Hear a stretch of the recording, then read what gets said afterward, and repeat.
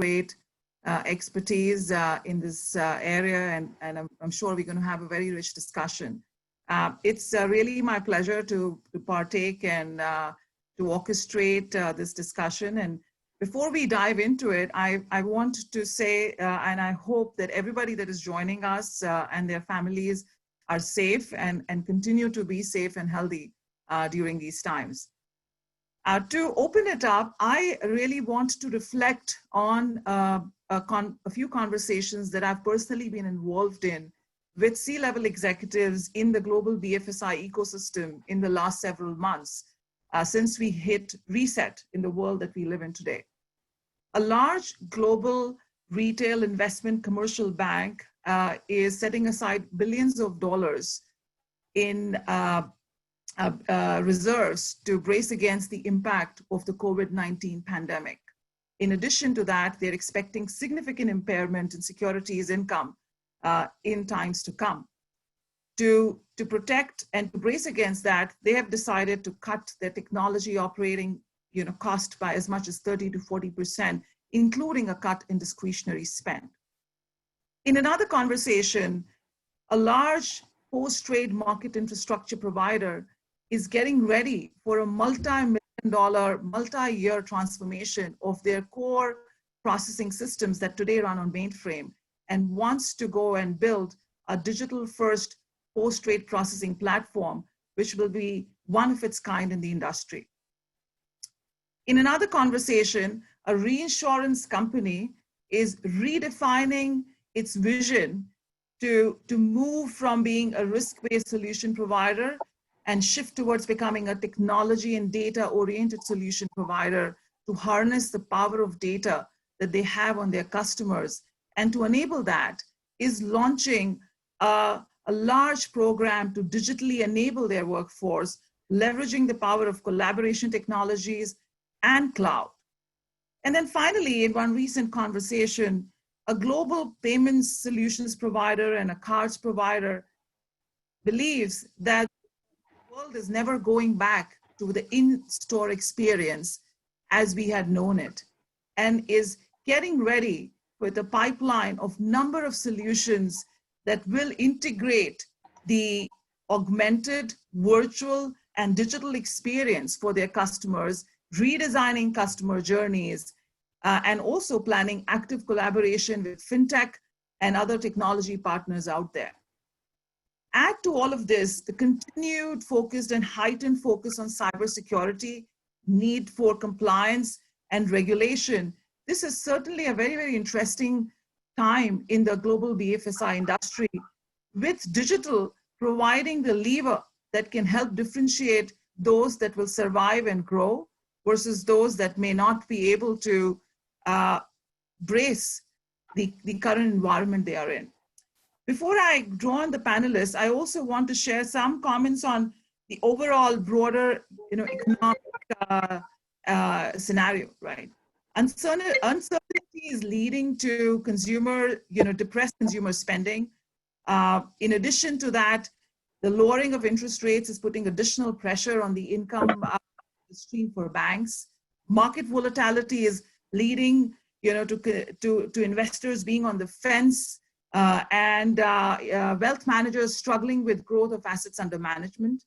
Insurance companies on the other side are really trying to figure out how to add velocity to their intake process, while at the same time finding ways to launch newer and more market relevant products. And on the back end, continuing to try and reduce the cost and time it takes to process their claims.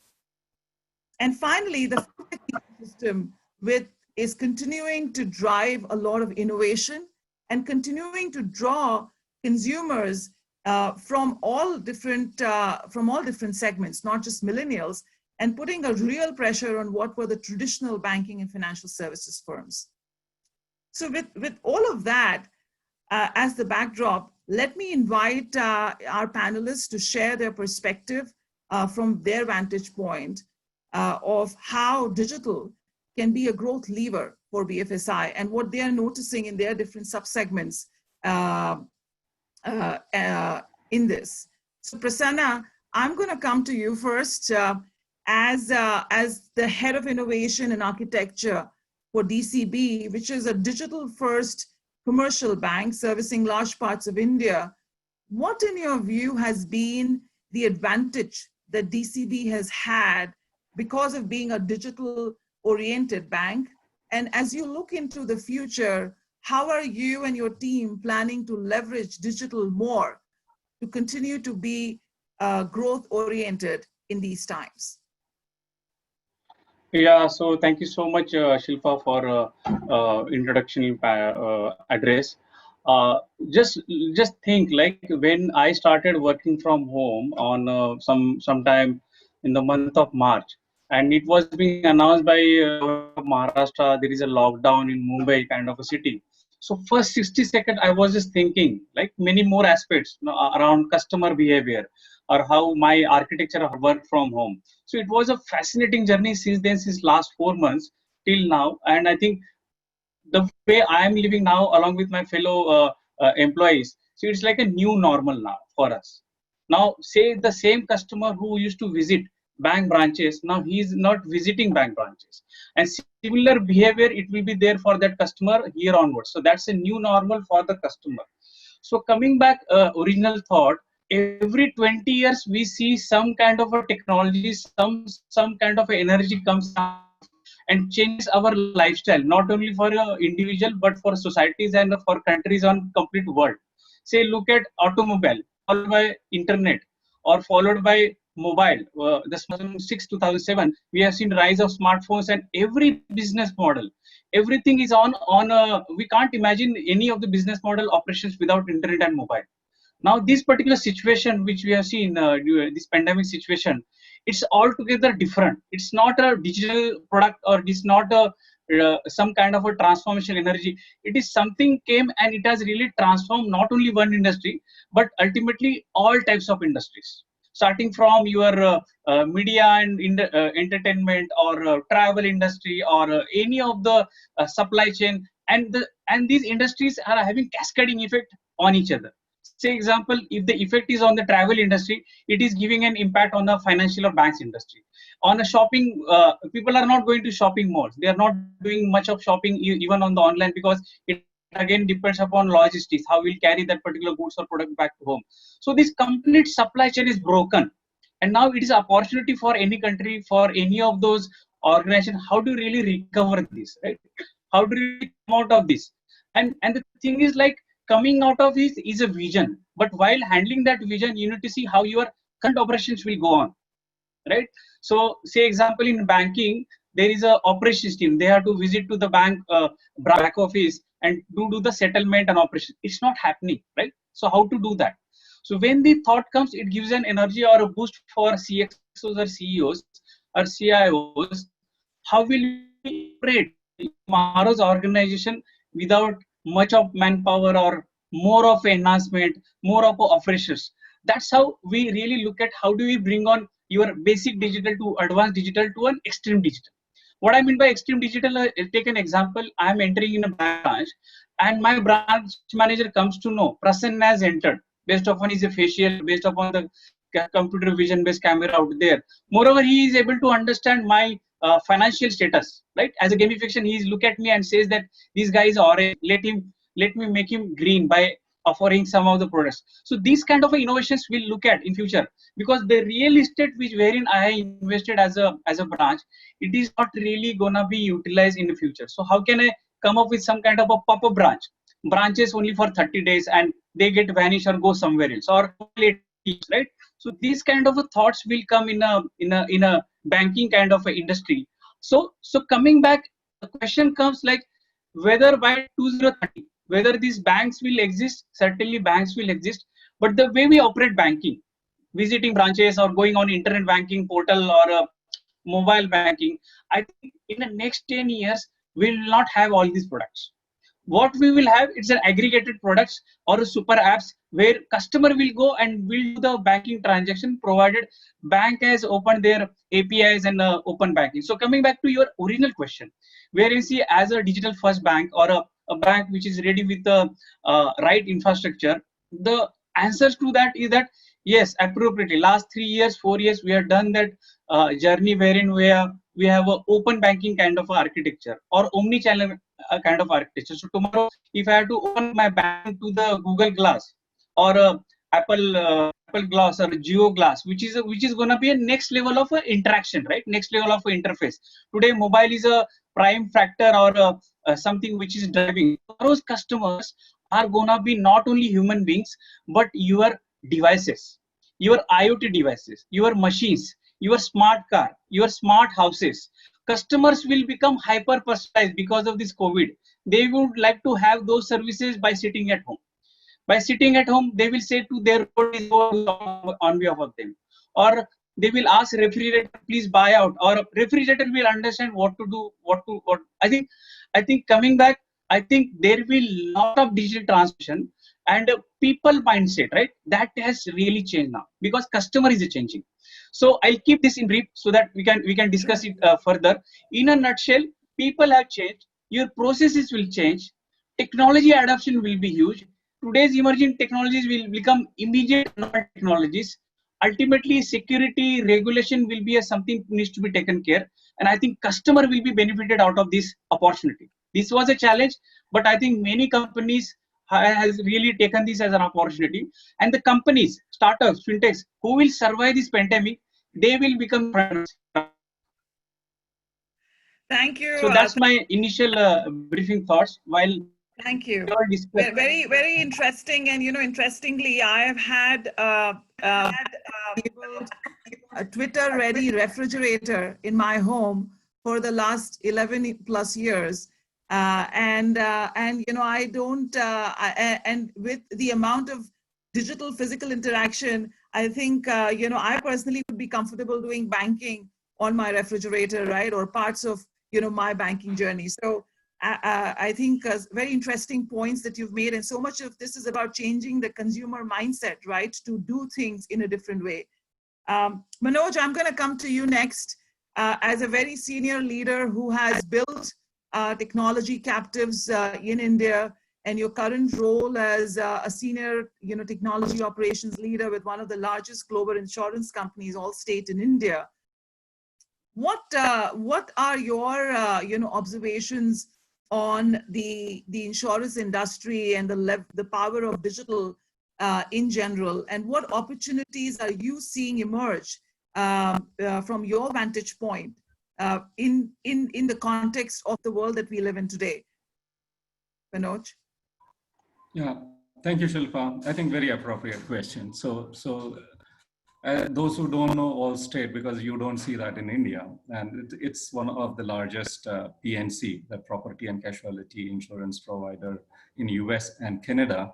And I head the technology operations for its GCC in India.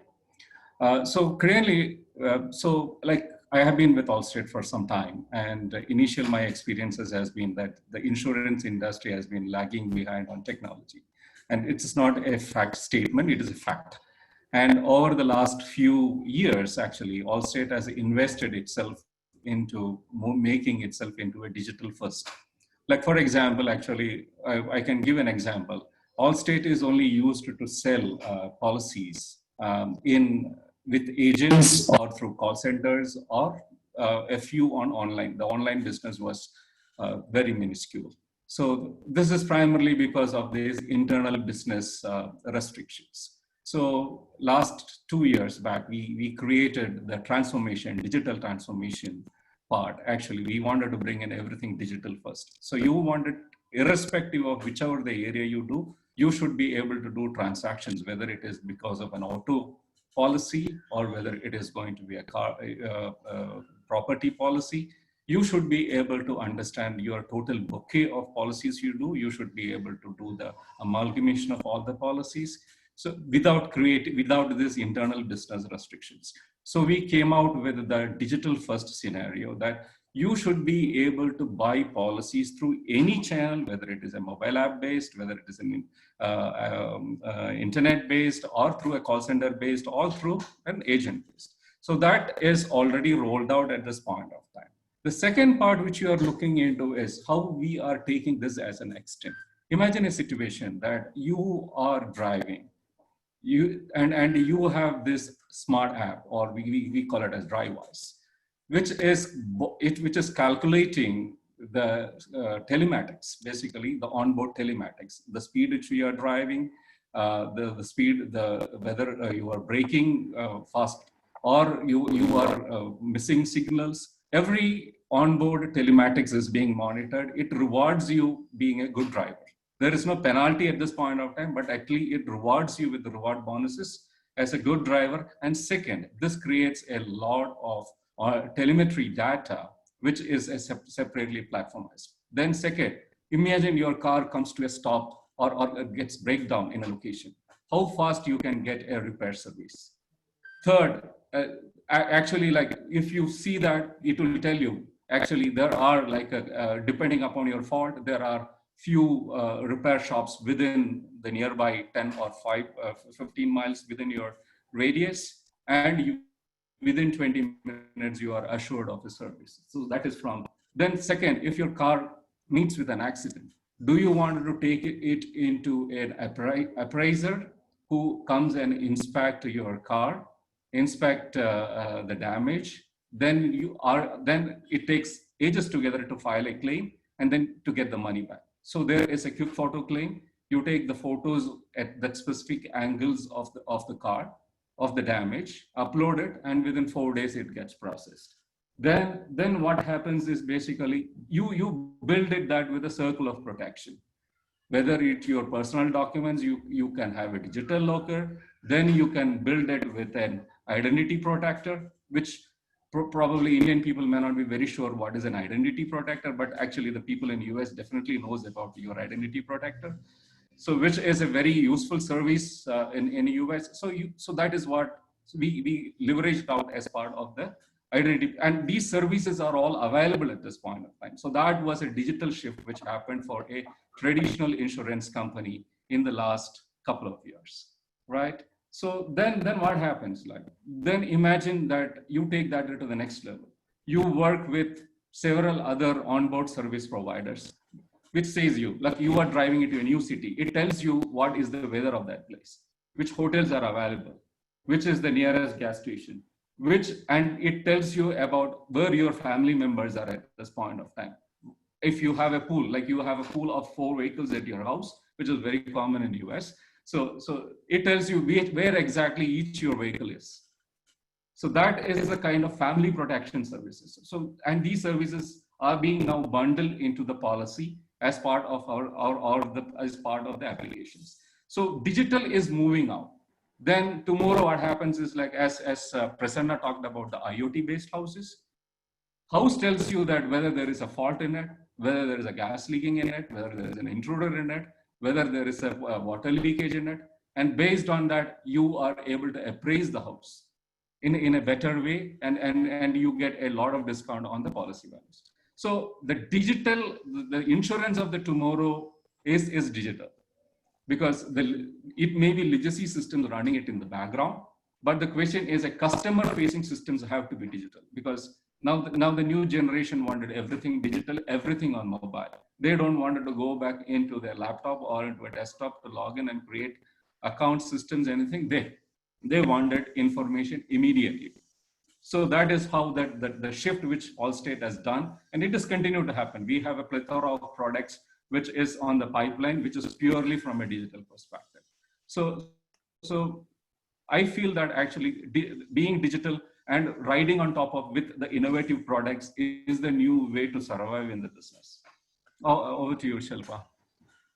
Manoj, thank you. And again, very interesting perspective. And I contrast what you said, right, with the hyper-personalization, the ability to build products and configure products for consumers based on your personal needs. And sometimes, the digital intelligence even letting you know that what you may need, right? Even, making consumers recognizing what their needs may be. I contrast that with a recent experience where I called one of my insurance companies that sort of it's more around personal insurance, disability insurance, and I said that I'd like to renegotiate my premium, and in the context of the current economic environment, and I'm just not happy with the premium that I'm paying. And I was told that it would take a week or 10 days for me to get a quote back, right, on my email from a particular, company that I've been paying premium to for years and years. In my mind, right, being in the technology services industry and talking to insurers all the time, it's a huge opportunity, right, for that experience to be elevated to something where I, as a consumer, really pretty much can, configure and see what my options are, right, and make an informed decision. Absolutely. That is what actually we wanted to give. So the insurance tomorrow is that it asks you customer, what are you willing to pay? And if you are willing to pay, this is what you get. Exactly. And it's a missed opportunity, but in some sense, it's an opportunity, right, for that experience to transcend to what you just described. Amir, I want to bring you in, and I think, great conversation on the power of digital. And as the CEO of Innoveo, a market-leading no-code, low-code platform provider that has worked for years in insurance and also certainly has very relevant, use cases in other sectors as well. What are you seeing as the opportunities that have been created for, launching new products, for really providing hyper-personalized service to consumers? From your experience, you are an enabler, right? Your platform is an enabler to Absolutely. that, and would be great to get your perspective. So first of all, thank you, Shilpa, and good morning, good afternoon, good evening to all fellow participants. I would start off by, first of all, thanking NASSCOM for giving us the opportunity to participate here today. My name is Amir. I'm a CEO at a Swiss technology company which builds enterprise applications for insurance and other industries. And my first observation to all of us is we saw the future in 1977 when we saw Star Wars. When George Lucas brought Star Wars out, we saw where the future is going. And it's taken us, I would say, 30, 40 years to come to where the future lies in front of us. So we are in the midst of transformation, as I understand it. And every company is using the word digital, transform, innovate, incubate. But I do believe we will live in the future what we saw in the next years ahead of us. And that will be the next first phase of transformation. And then we saw something which we also call the avatars, where we go to new galaxies. And I believe that will happen, maybe not in our lifetime, but that will happen maybe another 100 years from now, where we will achieve the unknown, which we saw in these movies. And this will become reality but the secret ingredients of what we are seeing now in our side is really, data, robotics, IoTs. How you use it is really going to be critical to how we drive. So let me, to Shilpa's question, let me take you to a few simple things. In my opinion, the way insurance is going to be done is going to be fast, it's going to be simple, and it has to be agile. Move with the need. So how do we achieve that? I would think is, firstly, the data would be the oxygen or the new fuel, what we saw in the 70s and earlier. I would say API, about where you ingest data inwards and outwards, and you can make decisions at any stage or any process from the start point to the end point, and decisions are made in between, fast, quick, and easy to address the modern age. Right? Third would be is what Prasanna mentioned is open architecture. Our needs are different. We cannot be thinking of the silos and the buckets we used to. It has to be open, and we need to kind of look at it from a very different angle. And the only way to do it is when you have open architecture, where the plumbing of the data and the systems that we used to use are sitting behind the ball, but everyone wants to see what you have to offer and how do you interact. Is it simple? Is it intuitive? Does it fit my need? So, what I see is, implementing what we have done, and I've mentioned earlier, will create and innovate for companies freely. There'll be elegant customer experiences and meaningful engagements across any and every possible channels. Now, let me give you a few examples. Every company wants to bring scale. So cloud is here to stay, because you are able to use cloud to scale to whatever your needs are. And you can do it within days. What initially took to build on-prem infrastructures years, months to plan can now be achieved by adapting to cloud within literally days. And it's only going to be, think about it, 10 years, 15 years ago, we used to have the mobile handsets to a few privileged. Today, everyone has it. The same way technology, we're not going to, once you use technology, you don't go backwards. The only way forward is using more and more technology, and it's going to happen. Now, if you look at from the aging population with limited savings to multi-billion threats posed by climate change and COVID and pandemics, you will need different products, and those products need to be addressed when something happens. The event is here today, or AI is going to help you prevent those events of tomorrow. You need the products to come out in agile manners to address that broader audience through technology. Consider automobile industry. You have customers today driving, the traditional cars, and traditional cars were underwritten by the years of experience, the model of the car, the CC, right? Compared to cars that people are self-driven cars today. How can you have the same methodology to underwrite the same customer who wakes up in the morning and drives a car, a traditional car, and the evening he drives a car which is self-driven? His needs are completely agile, and you need to kind of address to his needs. You're not able to do that today without adopting to technology. So then you come about existing home versus smart home. One's driven for the future, and one's in a DNA. You can go to a suburb in the US where you've got completely technology-driven suburbs which live and thrive in that technology. And that's across industries, medical, pharmaceuticals, the foods we eat today, the calories we burn, the fitness centers we go to. You've got modern, in between, and digital. So I would think so what our company is doing in Innoveo is really understanding the needs of the customers, because no customers has the unique different needs. I mean, we kind of understand the customer needs.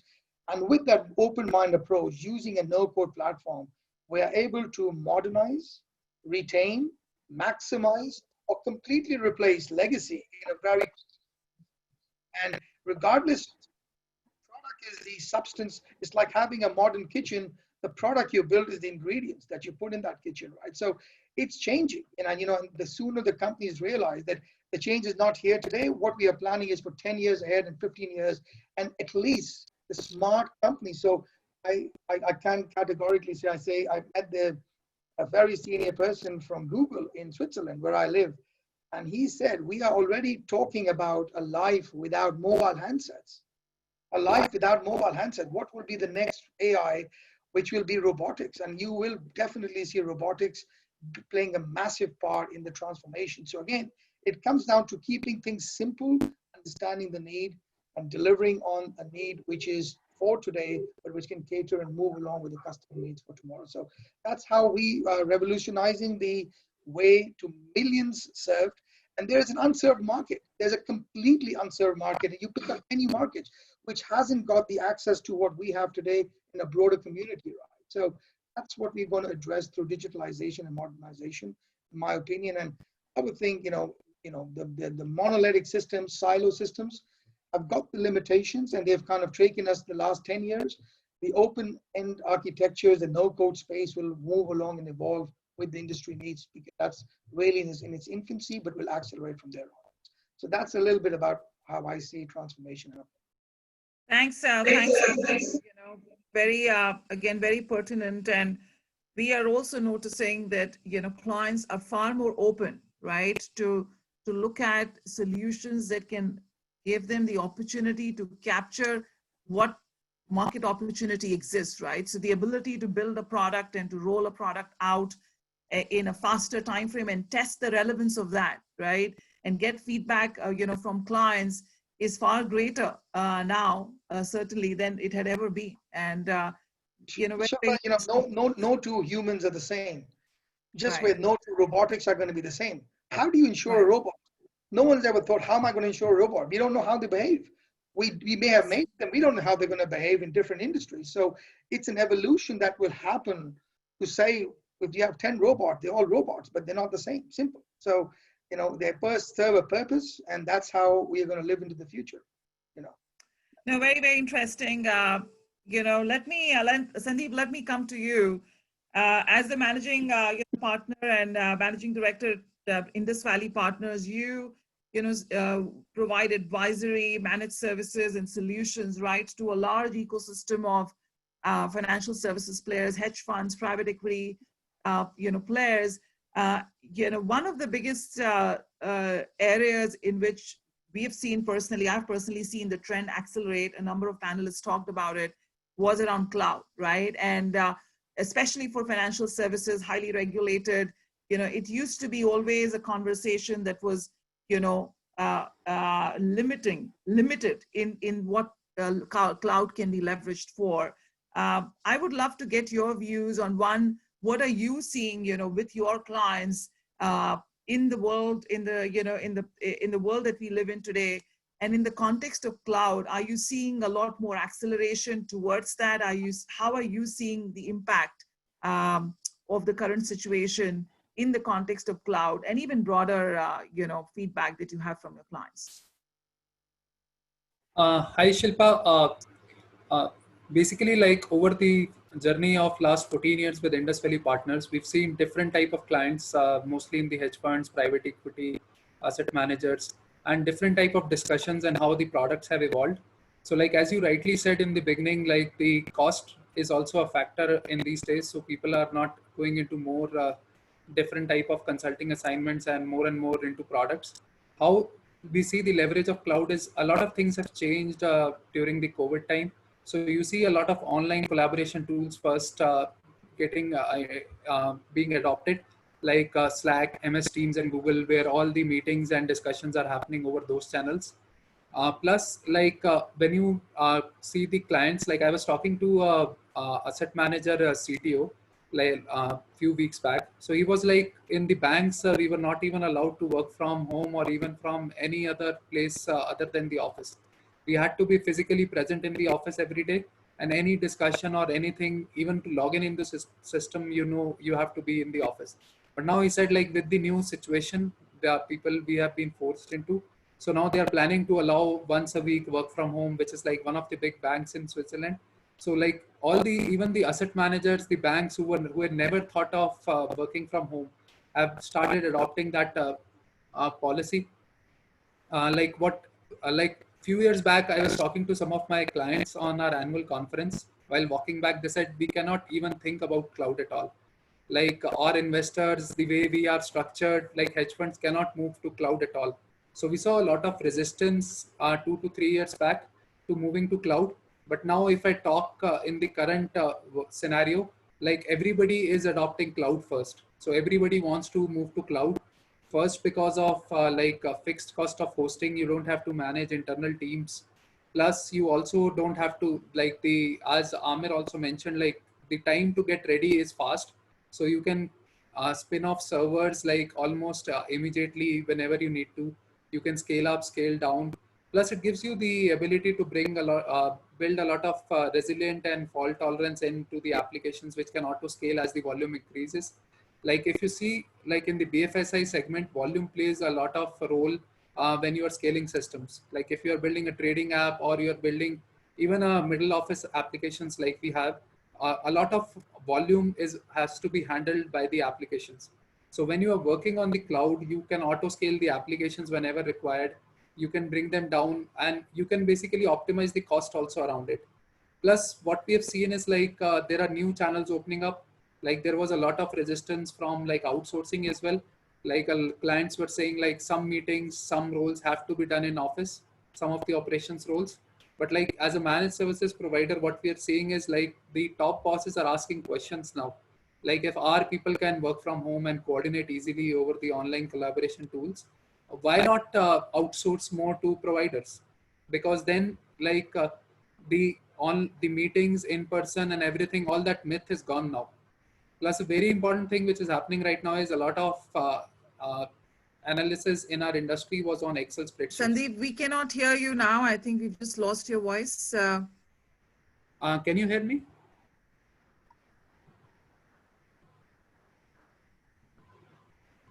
Yes, I could hear you. Am I audible? I'm not able to hear you, Sandeep. I don't know if the others. I'm able to hear you. Okay. Maybe it's a problem with my connection. Keep going. So what I was mentioning was like a few years back, like there was a lot of resistance to cloud. A lot of things were done in Excel spreadsheets actually, wherein like users used to run all the analysis in Excels and then share the reports out of that. But more and more adoption is basically now to a self-service layer where you want visualization. Like as we are working remotely, a lot of focus is on analysis where you don't have to interact much. So once you have a lot of BI or a lot of self-service layers enabled, then the users can actually analyze and use that data independently. So you want to build basically consumption layers in a way that users can actually dig out data what they want rather than coming to users, coming to technology teams and for any data request. So what we are seeing is like a lot of clients are now embracing agile development and platforms that actually foster innovation, unlock the power of data, and offer you efficiency along with security and scalability along with it. So like what I used to see is a lot of places, like if I come to information security, like a lot of places is basically where securing data, like a lot of cyber security breaches are happening right now. If you see like one of the European, even banks, we had a cyber security incident last month. So a lot of that is also increasing. So a lot of focus is on security as well, wherein you can secure your infrastructure in an efficient manner and then install tools which can actually do a lot of monitoring like SIM, etc. Plus, I used to see BCP and DR were only checklist items. Like people used to just tick them off that yes, we have BCP and DR. But now, if you see, it has more become a reality from a questionnaire to actually a actual implementation. And that's where the cloud and the digitalization enables you, because you can plan better for DR. You don't have to be present physically on the site. Like a lot of data centers used to be, you need to manage physically. So like few years back, like there was a hurricane Sandy when I was there in New York as well. Like you cannot even reach to your office place. So how will you manage your infrastructure and DR? But cloud gives you that ability to manage your DR in a better way. It can be more resilient and you can actually switch over within few minutes to a DR site, irrespective of the location.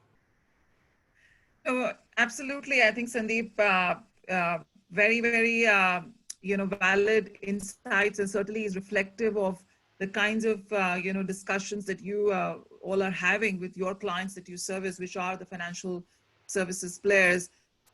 Even, from the vantage point of Birlasoft and what, we are seeing with our clients, I think all of the things that we talked about, I think the interesting thing is that everything is getting driven now by the customer experience, right? Whether it's your external customers or your internal customers, which is your employees. And I'm personally seeing a lot more conversation around, elevating that and around enabling that. And of course, doing that by leveraging all the things that we'd all talked about, right? The power of data, automation. But eventually, it's all about creating a customer experience where the customer is empowered, right, to make the decision, whether it's a buying decision or an employee to collaboration decision. I think very, very interesting observations, and thanks for sharing that. We are getting a lot of questions on the chat window as well, and I thought I will pick up a few of those. And pose it, to the panel. I think some really interesting questions are coming up. So, one of the questions that we have here is, and maybe Amir, for you and for Manoj to sort of opine on this. We know that digitization is a journey, and I think in all of the thoughts that we have collectively shared, we've talked about the journey. But one of the questions is specifically on how the insurance domain is transforming due to the current, pandemic situation and the current global economic situation. So I think, Manoj, you had talked a little bit about it, but let me start with you, and Amir, perhaps you can then chime in. How do we see the insurance as a domain, as an industry transforming because of the current situation that we are in, and how is it a catalyst? Manoj? Right. Yeah, so thank you, Shilpa, for the question. So let me start, and probably Amir can fill in on this. So as the industry, like whether we talk from PNC, health, any of these areas, actually, it caught the total industry unprepared for what it was, and nobody was prepared for this kind of impact. So from a PNC industry, from our perspective, when we looked into it, actually, so like nobody was moving, the vehicles were not moving. So what primarily did is basically we realized that actually, so there was, from an US perspective, we call it a shelter in place. So when there was shelter in place, what primarily the industry did is, like all the US industry in insurance did, is like they gave a payback. They gave 15% of the premium back to all the policy holders. But not that, actually. Then suddenly realized, actually, the way they are being able to connect, like the traditional ways of connecting with an agent, traditional ways of connecting with a call center, because we realized at this point of time, we realized the call center volumes went up by 75% during the entire pandemic period. Everybody was working from home, including the agents were working from home, call center people were working from home, and it was like the initial first week was nightmare, and we the technology people, we never slept. We're trying to cater for everybody, actually. So from that perspective, when we looked into it, from making sure the infrastructure available to keep them from a work from home was our primary concern. And there are several solutions which we rolled off within the couple of weeks, whether it is from a virtual desktop, whether work from home, increasing the VPN capacity, increasing the pipe capacity, and many of the people enabling them to work from home through internet. So that was our primary concept. Then second, from a customer perspective, is to ensure that the same level of support is available, same level of service is available. So for that, actually, we need to segregate some of our systems, make the processes a little more simpler. And that, anyway, the necessity is the mother of invention sometimes. So what happens is that you came out with a quick fix policies, quick fix products, which could address into these situations. So it is sure that we were caught unprepared, but the reaction, not only from Allstate perspective, but from all the industry perspective, was quite remarkable. They came, tailored several policies, tailored the responses, made sure that the customer didn't suffer. Yeah, over to you, Amir. And Amir, let me marry one more question with your response, which is more, the initial question was, how is the business or the domain of insurance changing, right? Marry with that, one of the questions that we had here was, the term no code or low code, right? Which is, we use that when we talked about, your firm. There is interest in knowing what exactly does that mean, and any particular examples, right? Where in the recent times, through a low code, no code approach, you've been able to help insurers, right, address the challenges. So, perhaps you can answer both. Thank you. So just first on the earlier question, how is insurance transforming? Let me give you a very specific example. We all did banking, then became self-banking. We all went out to the taxi stop and stood there. Now we order the taxi. Same thing's going to happen with insurance. We did insurance through brokers, agents, and underwriters. We're going to go to self-insurance. Self-insurance is not going to be, for me, it's going to be different to everyone. But take a simple example. It's going to be first the reach, then it's going to be the offers, then it's going to be the customization of the offers. I ask myself a question today, why, if I buy insurance of 100,000, if I want 102,000, why doesn't anyone give it to me? I'm willing to pay for it. If I want to buy $110,000 worth of insurance for myself and 50 for someone, why can't I buy it? Why do I have to buy a product which has been made for a market rather than being made for myself? So customization, products will still be there. Underwriting will still play a role. It will be quick. It'll be made available. But the customization, just like we do banking at our own hands and fingertips, insurance will be based when I need it. Take, for example, I use a mobile phone. I travel intense a lot, all right? Now, I traveled 3 months before COVID. I was traveling every week. Now I'm not traveling. Maybe after post-COVID, I travel only once a year. My needs have changed. Why should I be restricted to the type of products I had? Why don't I have a gadget that lets me change and move for tomorrow? Maybe my lifestyle's completely changed. My health could have changed. And that's where insurance has been left behind, which is what we are getting is what was done in the code is not what was built for the future.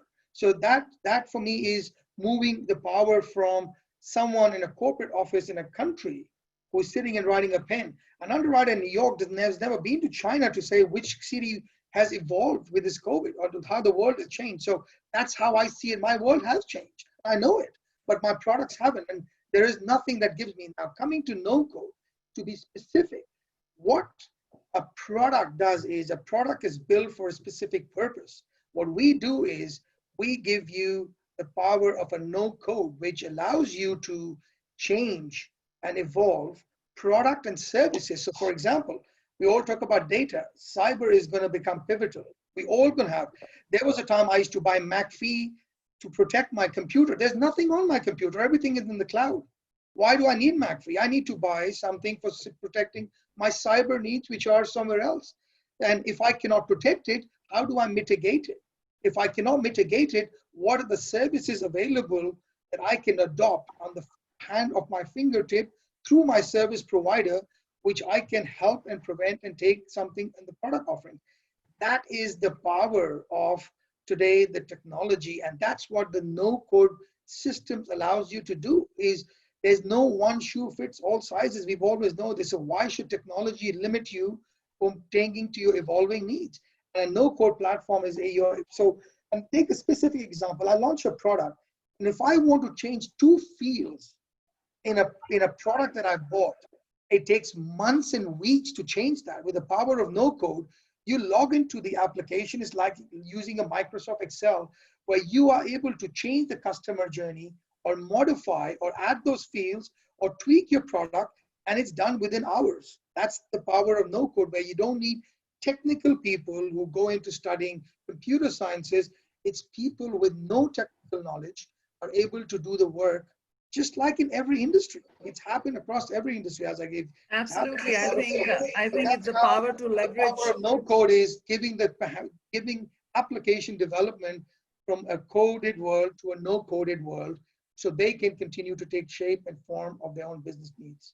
That's the goal. What were you trying? Thanks, Amir. And we are certainly seeing, from our vantage point as well, right, as a technology service provider, trying to really help the, financial services, banks, insurers, right, go on that digital transformations journey. We are certainly seeing a lot more interest in, legacy heavy industries like insurance, to leverage the power of some of these technologies, right, which are sort of more democratizing, what you should be building, how you should be building, and making it more customer focused. We are the heart of the plug and play by keeping the customer in the center, where you can plug in products, journeys, services, omni-channel, by bringing everything together by the virtue. It was done before, but it was done through a coded word, but it's going to be done through a non-coded word.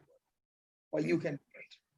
Sure. Thanks, Amir. Again, lots and lots of questions flowing in, which is fantastic, because we're getting a lot of engagement from all of the participants that have joined us. Prasanna, I'm not sure if you are back and able to take on a question. There. Okay. Yeah, I'm Great. there. She's blinking. I'm not sure why I'm not visible to you all, but I have heard everybody. Yeah. Okay, that's fantastic. So Prasanna, again, as a head of innovation and architecture in DCB, and in the Indian context, one of the questions that we've got is, the agriculture industry, right, which is obviously, in need for a lot of banking products and services. Most of the population is may not be tech savvy, right? So in the context of, agriculture as a subsegment that, I know your bank services, in the context of, consumers in certain, countries, and certainly India, and if there is a rural part here in America as well, may not be tech savvy. What are you doing as a bank to really make that digital experience, right, usable for those consumers and customers that are not tech savvy? So anything that you can share in that dimension, and anything that you can share even broader, right, that DCB is doing to get access and give access to more consumers would be great. Yeah, so if you look at the banking in rural area, the perception that agriculture or the people living in villages are not tech savvy, that's a perception. If you really look at the adoption since last 2 to 3 years, the way people use WhatsApp or online mediums or Netflix, it's a huge adoption out there in a rural area. We don't have to teach them how to really utilize and how to really operate. It's a need, right? So everybody is really understanding. The smartphone is a really a phenomenal thing which has really arrived, and with the adoption of, with the rise of Geo and the internet, and with some of the government programs like BharatNet, so where you have to reach internet just like water out there in every village. The internet is also reaching in every village out here. So coming back, what all things needs to be offered to the farmers, right? So say example, some of the things, right, wherein we provide a loans to the farmers or opening a savings accounts. So I think a remote area, this adoption of new customers or onboarding of a new customers, it's going on tablets, it's going on mobile devices. Moreover, now post pandemic, we as a front officer, he may not be so mobile, he may not be visiting customers for a collection of documents or a collection of the relevant photographs during the loan personal interviews and so on, or really. So it will be on videos, right? Say for example, recently RBI has launched the recommendation guideline for a video KYC, and most of the banks, at least I can name 10 banks including DCB banks, we have launched video KYC service for the customers, wherein customers can do the complete KYC, which is Aadhaar based or a PAN based, on a video KYC, which is actual KYC. Moreover, now new products are coming up from banks. So banks are looking at how they can really onboard same customer who was earlier coming to the branch for a fixed deposit or a gold loan or many other mechanisms. These services are now coming onto the mobile banking or some of the apps. Say example, Kotak Bank's 811 or DCB has launched a Zippy, wherein a customer can come and within a minute they can open up their fixed deposit account, and it is operative right in the next day. So what is that we are looking for is that how, as a company and as an organization, how can I really optimize my operations? How can I minimize my cost? Straight away is that we can reduce the staff, but that's not an actually ethical answer. But look at the processes. Look at the processes where I can optimize my operations. Wherein settlement, reconciliation, there are a lot of, the banking is being developed in its last 30-40 years. It has a lot of overheads. And these overheads are not only at branches, but in a back office also. Customer onboarding, paper-based banking. I think here onwards, bank will look at how everything will be on a digital, right? So many of our friends were talking about a digital open architecture, APIs, no code.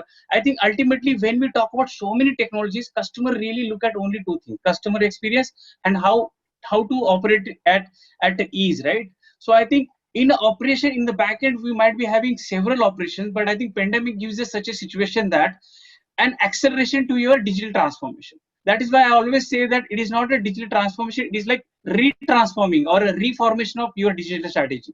So as a bank, we look at how we can really automate all of my processes. Say example, as a part of the transformation journey, how can I adopt RPA, robotic process automation, right? Wherein one of my guy was involved for creation of that user, right? Or one of my complete unit was involved for a reconciliation, where they used to come in the morning, upload those files, perform those some of those routines, and they half of the day is gone. It's all man in middle kind of activity.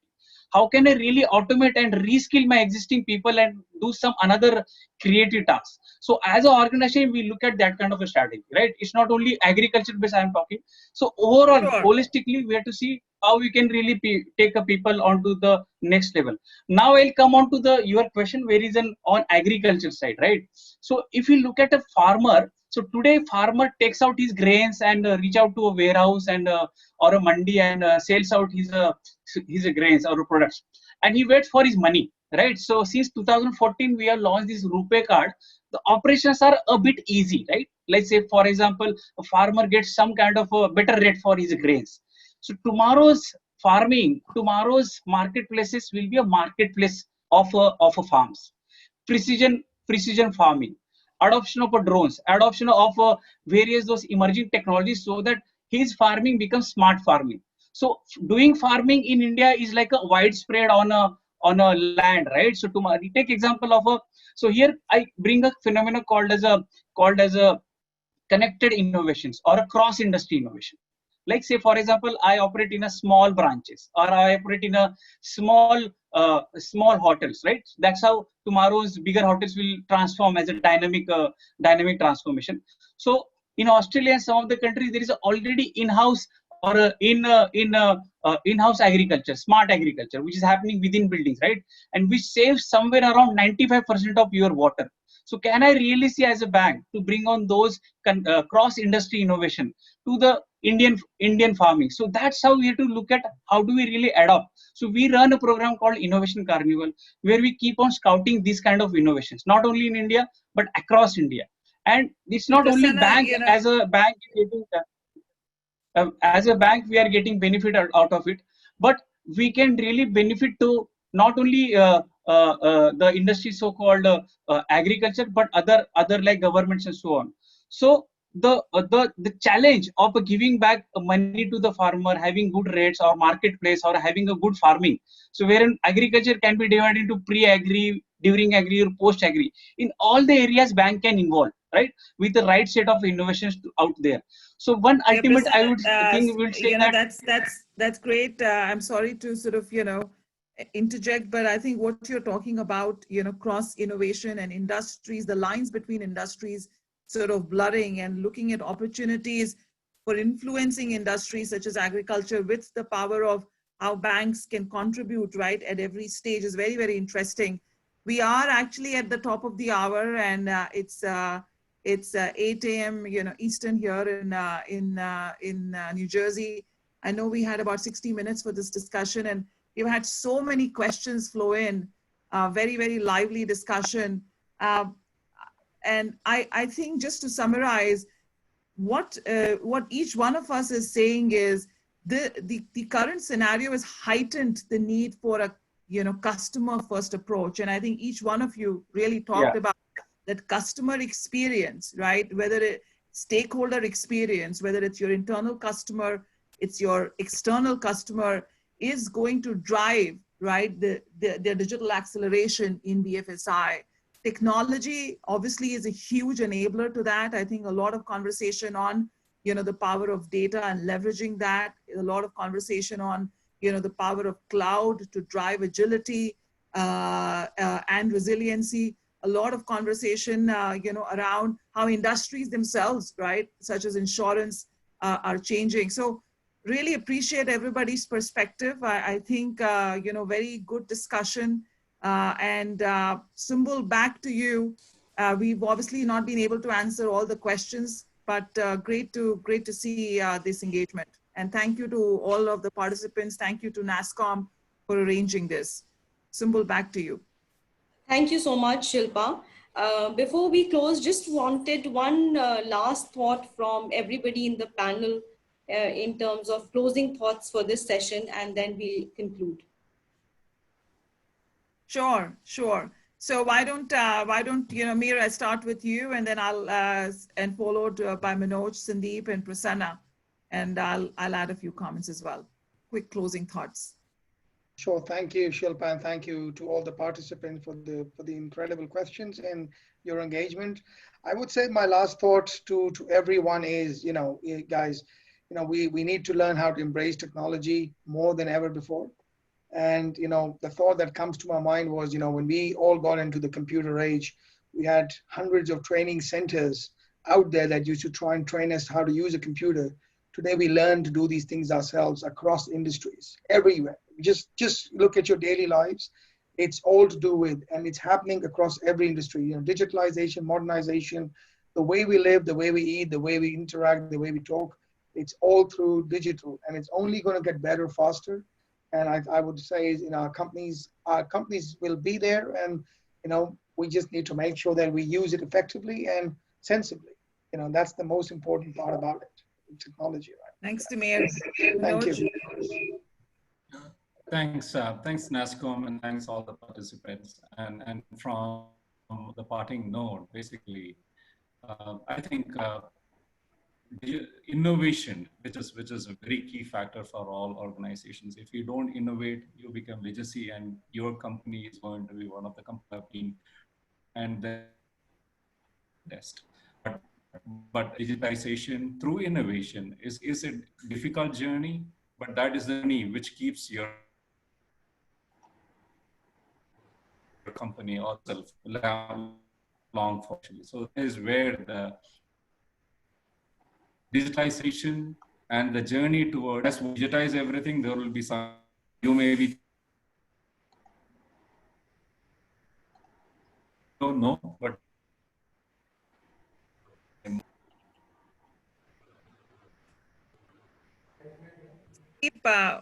over to you for your comments. Yeah, hi. Thanks, NASSCOM, for arranging this session and all the participants to join. I would just say, like, cloud is the next only thing, so people should start adopting it, and the journey should be fast rather than slow. So cloud enabled with coupled with ML and AI is the way to go in the future. Like as Prasanna mentioned, the reconciliation example also. So like we are providing solutions to clients where AI enabled the reconciliation is done mostly with the suggestions and everything done as the people come into office.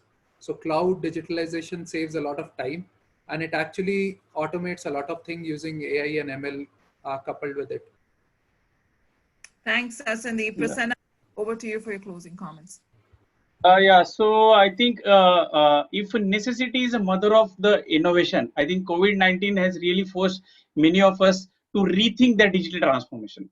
So those who will re-engineer their business models for a future, for a fast tracking of the digital transformation, will be the ones who will be the ahead of their competition. And one thing which has to remember, that reskilling. Reskilling is the fundamental step of a digital transformation, and today it's a really extraordinary environment for a reskills ourselves so that we rebuild our futures.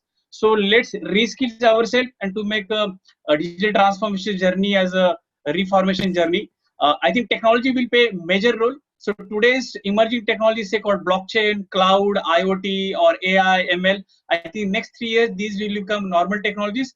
As a human, a transformation will look at something else in a future. So I think COVID has given this opportunity. Collaboration among ourselves will really play a major role out here. So thank you so much, NASSCOM, for inviting me and sharing my thoughts and experiences. Thank you so much. Thanks, everybody. And finally, from my perspective, I think this is an opportunity for all of us to reimagine what we do and what our customers do. I think COVID-19 has given the catalyst as well as the pause to look at reimagining what the business of a bank is going to be, what the business of an insurer is going to be, what the business of other players in this segment is going to be. And I think we have to keep at the heart of whatever we do together as players in this, the customer. And I think one thing that is, become more powerful through this experience is, an eye on the customer and the customer experience. And as technology enablers and technology service providers, technology is no longer, just the underlying, enabler to this. I think technology is becoming more and more core to any business. And certainly, in the BFSI segment, we see that it will continue to contribute even greater, both from the cost side, but more on the innovation side as well. So a terrific discussion. And thank you once again, NASSCOM. Sumbul, back to you. Thank you, Shilpa, to you as well. Thank you. Thank you so much, Shilpa, and thank you to all our panelists who've joined us today, and thank you to all our participants as well. And we will be session to you, all the participants who've joined us. Thanks so much. Do share your feedback on how you find the session and what you'd like to hear in the future. With that, thank you and goodbye. Thank you. Goodbye. Yeah, thank you, everyone. Thanks, all the panelists.